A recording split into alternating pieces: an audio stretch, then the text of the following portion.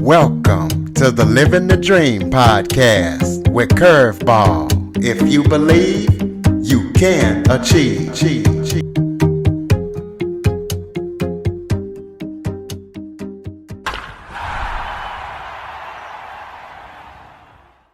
Welcome to the Living the Dream with Curveball podcast, a show where I interview guests that teach, motivate, and inspire. Today, we're going to be talking about self-improvement and how you can get the help that you need to get to the next level, as I am joined by self-improvement expert, Alan Lazaros.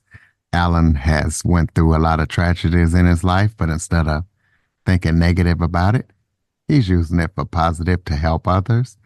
He has a no BS approach to help you get to that next level. So we're going to be talking to him about what that approach is and everything that he's up to. So Alan, thank you so much for joining me today. Thank you for having me. I really appreciate it. Like we talked about on the preamble, I appreciate your consistency. It's awesome to see. I think you're at 570 episodes or something like that. So it's an honor. I appreciate it. Thank you for having me. Oh yeah, and we appreciate your consistency and strong work and helping people get to that next level. So let's kick it off by you telling the listeners a little bit about yourself. Okay, so I love the question because I think, I've spent a lot of my life trying to look up to and learn from a lot of people. And it's not just the message, it's the messenger. And I think it's very important before you're going to learn from someone, I think it's important to know who they are and a little bit about where they came from. So for me, my story, I'll try to give you, I have a short version, a long version, and a mid-range version. I'll try to give the mid-range version. But so I came into this life in adversity for sure. And so when I was 2 years old, my father passed away in a car accident when he was 28 years old. And so as a young boy, I was no stranger to the preciousness of life and adversity. I had a stepfather from age 3 to 14.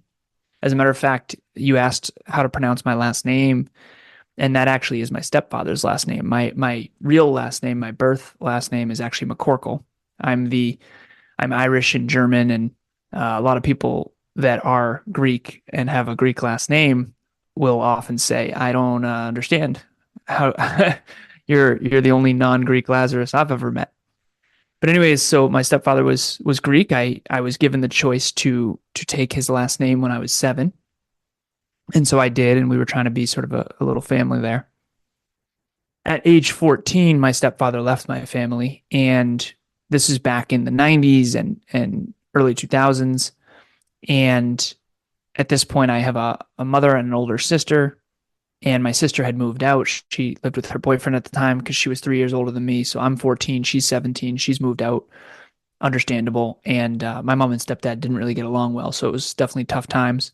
But financially, we did really well. And by we, I mean my stepdad. So he got the yacht and the apartment building. We got the house and the dog. And it was kind of me, 14 years old, sort of man of the house type of thing.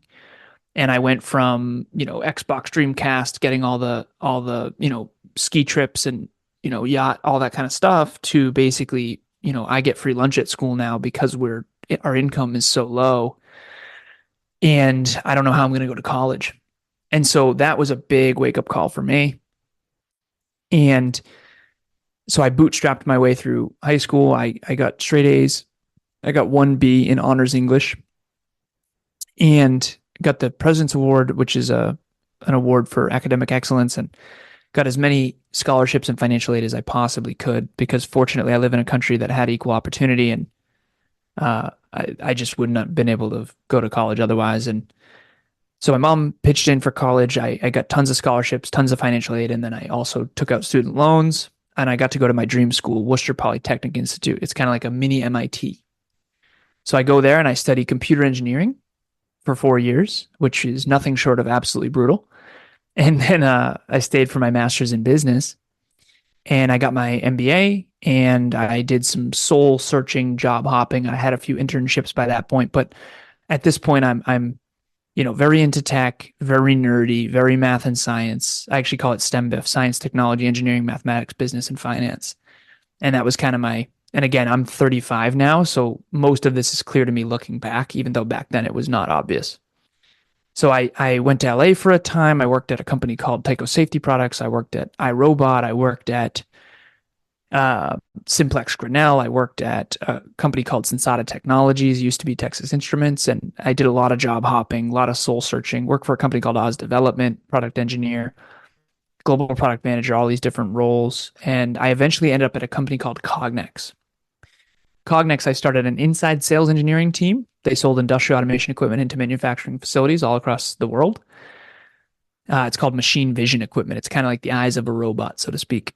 And and then eventually I got promoted to outside sales engineer. So at this point, I went from, broke in college, broke before college, to getting out of college and going from 65K a year to, 85K, from 85 to 105, from 105 to 125, and then almost peaked at about 200, a little under 200 actually. I paid off all my school debt in a single year, $84,000 worth of debt in a single year back in 2014.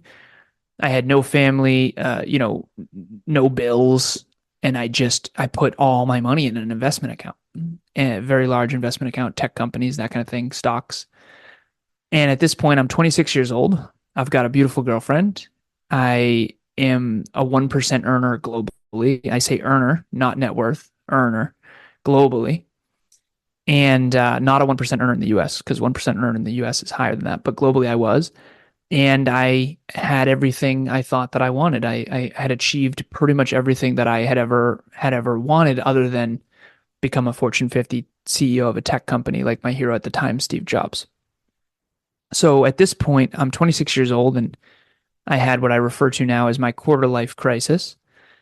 I'm up in New Hampshire with my little cousin, and we weren't doing anything crazy. We weren't partying, nothing like that. We were playing Call of Duty, and we were going to, it's a video game, and we were going to TGI Fridays, and no drinking, nothing like crazy.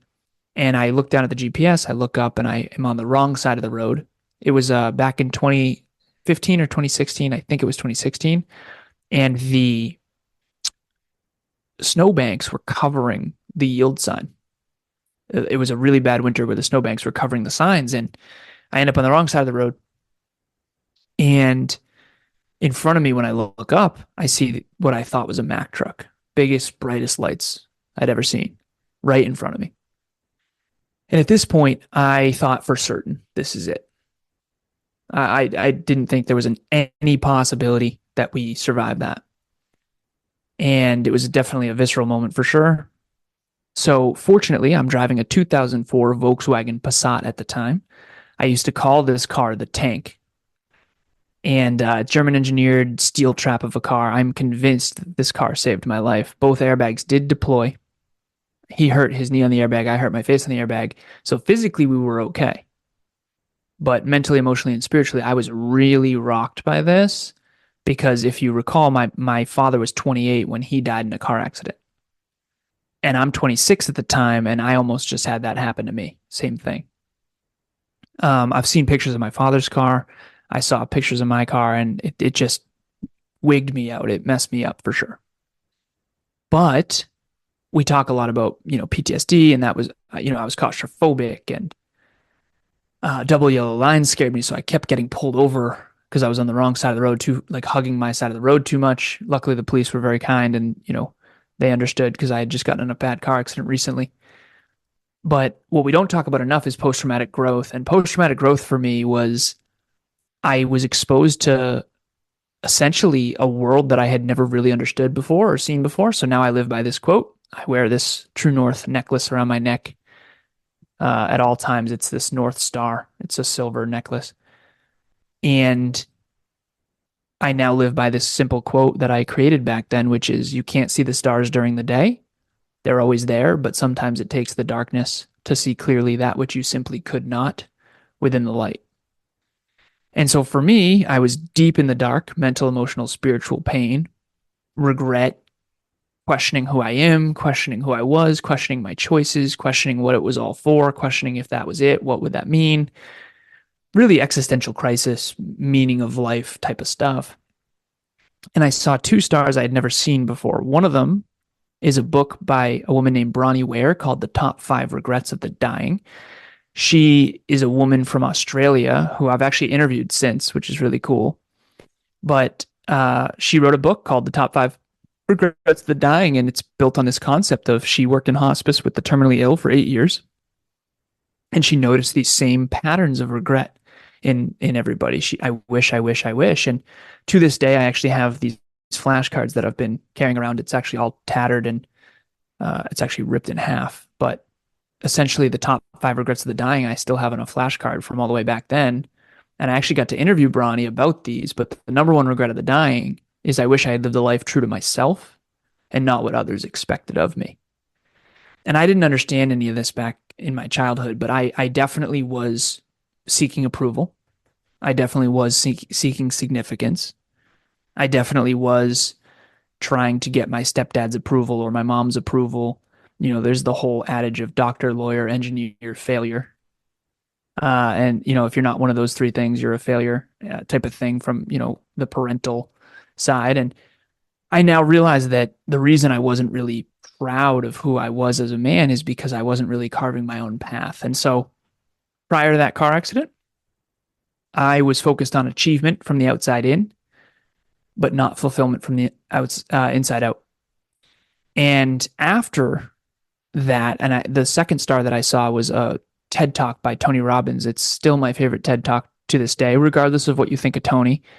I respect him and his work deeply, but the TED Talk is the best TED Talk in the entire world, in my opinion. And the TED Talk is about why we do what we do. What motivates you? What is your motive for action? And it's magnificent. And it changed the way I think forever. And it really exposed me more than anything into this idea of personal growth, self-improvement, self-help, self-empowerment, self-trust, self-belief, self-worth. This idea that you can get better every day.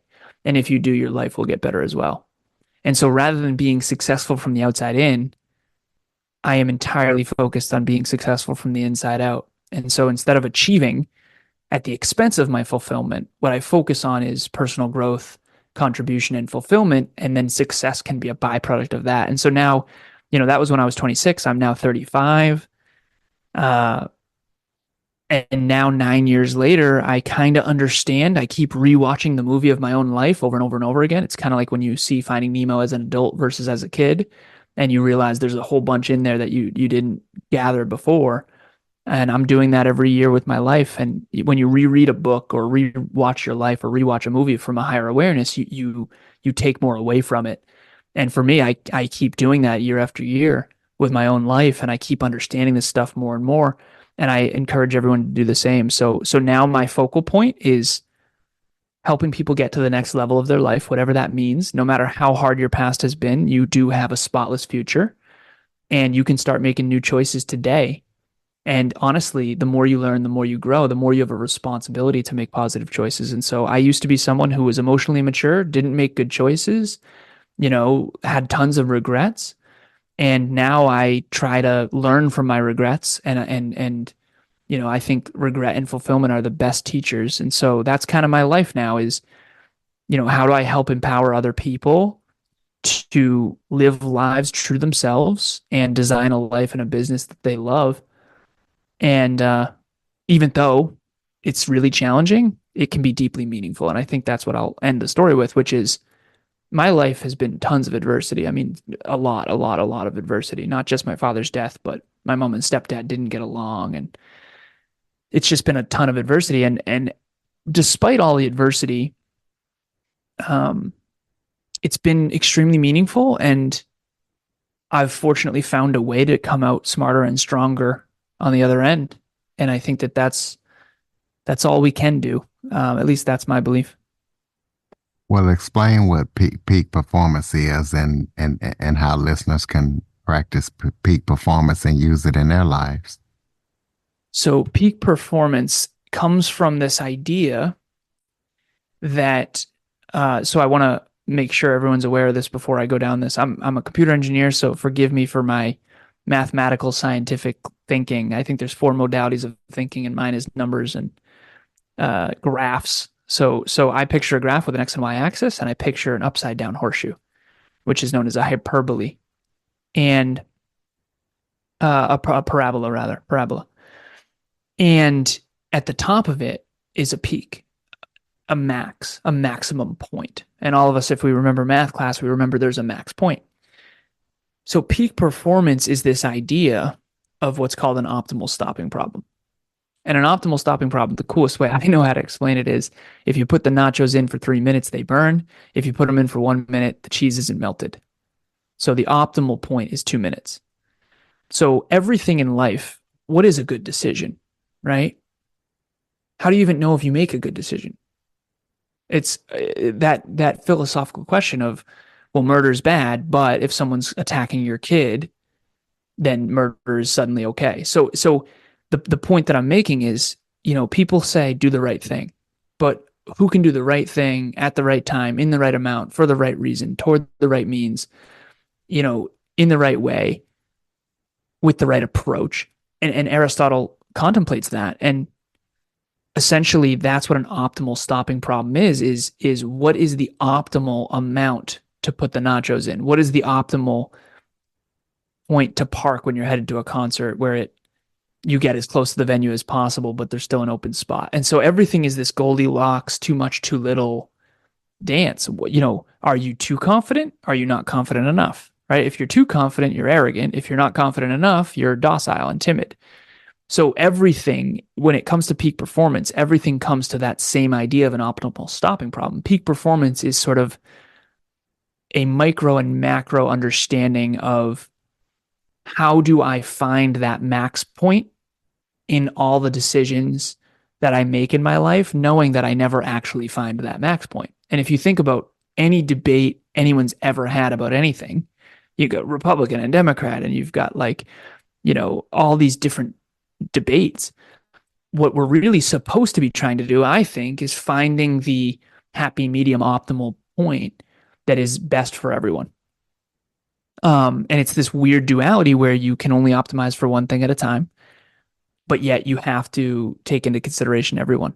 And so peak performance, in my opinion, to break it down in a nutshell, is how do you make the best decisions you can toward the biggest, best, and brightest future you can conceptualize and believe in, that not only is good for you, but good for the world. And the more I've gone down this sort of rabbit hole, it sounds really complex, but at the end of the day, it comes down to, are you making positive choices toward positive means and getting better and smarter along the way? So you've done trainings all over the place. You've led a global team. You've done things all over the world, working with people with the things that you do. So kind of let the listeners know, and let them know who all you've worked with and what you've done with them, so they know that you're definitely certified to be speaking on this topic. Oh, I appreciate it. So yeah, I think that's the other thing too that I want to make as clear as possible is, on the internet nowadays, there are a lot of people, and I understand why, that are speaking about things that they aren't necessarily practicing. And for me, there's nothing that bothers me more than people who don't lead by example. So I want to make it clear that I am leading by example. So I'm big on data, I'm big on math. So I just surpassed my 5,000th one-on-one coaching session with individuals all over the world. I've got clients from age 18 to 63 right now. I've got all different countries, some in New Zealand, some in Spain, some in the Philippines, some in one in Italy in the past, tons in Canada, a bunch in the US. But the point is that my lab, my research lab, so to speak, is one-on-one calls, helping real people in the real world. And we also have a 21-person team, also global. And 9 years ago, when I first got in that car accident, I quit corporate and I started a company called Alan Lazaros LLC. And my tagline was, what you'll never learn in school, but desperately need to know. Because in my head, when I found personal growth and personal development, I didn't understand, why didn't we learn any of this in school? Why wasn't there a communication class? Why wasn't there a class on how to succeed in an intimate relationship? Why wasn't there a class on humility, courage, and vulnerability? Why wasn't there a class on emotional intelligence? Why wasn't there an oratory class or a speaking class or effective communication course? I'm all for math and science. I'm all for, reading, writing, and arithmetic, but there's so many gaps in terms of the education system that it's really alarming. Why didn't we learn more about fitness? Why didn't we learn more about nutrition? Why didn't we learn more about this stuff? And, obviously we're trying to fill those gaps with podcasts like this. But at the end of the day, I was just so upset that I never learned any of this stuff as a kid. And so what did I do? I started a company called Alan Lazaros LLC, what you'll never learn in school, but desperately need to know. And here I am, 9 years later, and it's, at one point it was a podcast called Conversations Change Lives, and then it was the Hyperconscious podcast, and then it eventually evolved into what's now Next Level University. And so it's evolved and adapted a lot. But Next Level University, we've got a 21-person team, global, fully virtual, all over the world. None of us go to a specific building. We do live events every year, so we do get to see each other every year, which is cool. But how do you lead an empowered, amazing, heart-driven, but no BS team toward their own bigger, better, brighter future, but also the bigger, better, brighter future of the organization, and for a purpose and a mission that's beyond ourselves?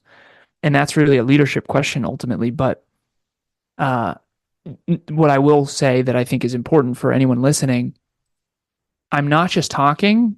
And one of the coolest parts about being a coach, I've been a coach. I was a fitness coach, and I was a mindset coach, and I was a peak performance coach, and I was a business consultant. I was a business coach. Now I'm still business coaching. And I've done all these different types of coaching with all these different types of people from all over the world. And at this stage, after 5,000 of these hour-long plus, and I've got them all tracked, I've come to realize that most people think their problems are their problems, but I say this all the time. We did an event last night, monthly meetup, and there was probably 20 people there. And I said, you think these are you problems. These are human problems. We're all unique, and we all have unique goals and dreams and core values, different purposes and passions. But at the end of the day, we all face the same principles, the same adversities, the same human condition. There's no one who doesn't struggle with a little bit of arrogance or a little bit of timidity. There's no one who doesn't struggle with, how do I communicate effectively with my intimate partner? There's no one who doesn't struggle with staying in shape. And some of us struggle less with those things. So if you've conquered fitness more, then you struggle less with being in shape, but maybe your finances are a mess. If you've focused on finances more, maybe you're doing great there, but your relationship's a mess. And so I think of holistic self-improvement as health, wealth, and love. Health is physical, mental, emotional, and spiritual. Wealth is how you make your money. In other words, do you enjoy what you do? Number two is how much do you make? Is that increasing or decreasing? And then the third is where do you invest it? And you have to invest money to make money. And I think that's a whole nother episode in and of itself. But the last one is love, which is intimate relationship, friends, family, clients, colleagues, mentors, mentees, and the associations that you have in your life. And so health, wealth, and love is where we landed. I don't want to be healthy and wealthy, but not in love. I don't want to be in love and healthy, but not wealthy. And I think that if we believe in ourselves and we build our self-worth and self-esteem from a genuine place, not from ego, I think we can accomplish our dreams and help others do the same. And I think that the world would be a better place if everyone was more fulfilled. And I think fulfillment really, at the end of the day, just comes from staying in alignment with your potential, staying in alignment with what you're meant to contribute, and making sure that your quality of life improves over time, and that you're leaving, and this is the end of what I would really, my soliloquy, which is meaningful. Is what you're doing meaningful, right? I think that at the end of the day, what we're really after is meaning. Like this right here, right now, it's meaningful work. I used to sell industrial automation equipment. I could care less, quite frankly. I just didn't care. It was money. It was a lot of money, but it wasn't as meaningful to me, and it wasn't meaningful work. And so if your life and your work isn't meaningful, you're in trouble. And I've been there, trust me. So you got to make some pivots. Tell us about any current or upcoming projects that you're working on that listeners need to know about, and give out your contact information so we can keep up with everything that you're up to. I appreciate it. So the projects I'm working on. So we have a 21-person team, as I mentioned. We have 22 departments. One of them is actually a charity. Every single department is meant to add value in some sort of self-improvement. We have a book club. We have a products department that creates these journals. They're called Dreamliners, and they help you break your large goals down into small daily habits. And I've been using this journal ever since I got it, every single day. But whether it's a journal or a monthly meetup, free virtual events we do, or in-person events we do, retreats, we also do a book club every week. We have an app actually for habit tracking. All of that is on the website. If you were intrigued by anything that I shared today, I'll never forget when I first immersed myself into personal growth, personal development, and I went down the rabbit hole of just learning everything I could. And if you're curious and you want to learn more, nextleveluniverse.com. The podcast is Next Level University, spelt just like it sounds, Next Level University. And that will be found anywhere. If you Google it, it'll come up. Any podcast platform. We're also on YouTube. But nextleveluniverse.com is the website, and all of our products and services are featured there. And many of them are free. Like a large percentage of them are free. I always use Google as an example. It's like, I've been using Google since I was in college, and maybe even in middle school. I remember Googling on the little Mac when I was way, way, way back, but I used Gmail since college. And, Google's an amazing company because they give so much away for free. And it wasn't until I started a business that I actually started paying for Google. But Next Level University is built the same way. It's a lot of free value. And if you do end up enjoying that free value, we also have a lot of paid stuff as well. All right, ladies and gentlemen, nextleveluniverse.com. Be sure to check out everything that Alan's up to. If you know of somebody that can benefit from this conversation, please follow, rate, review, share it. Share it to as many people as possible. If you have any guest or suggestion topics, cjackson102@cox.net is the place to send them. As always, thank you for listening. And Alan, thank you so much for joining us and sharing your expertise. You are so very welcome, Curtis. I really appreciate it. And it was an honor and a pleasure. Thank you. For more information on the Living the Dream podcast, visit www.djcurveball.com. Until next time, stay focused on living the dream.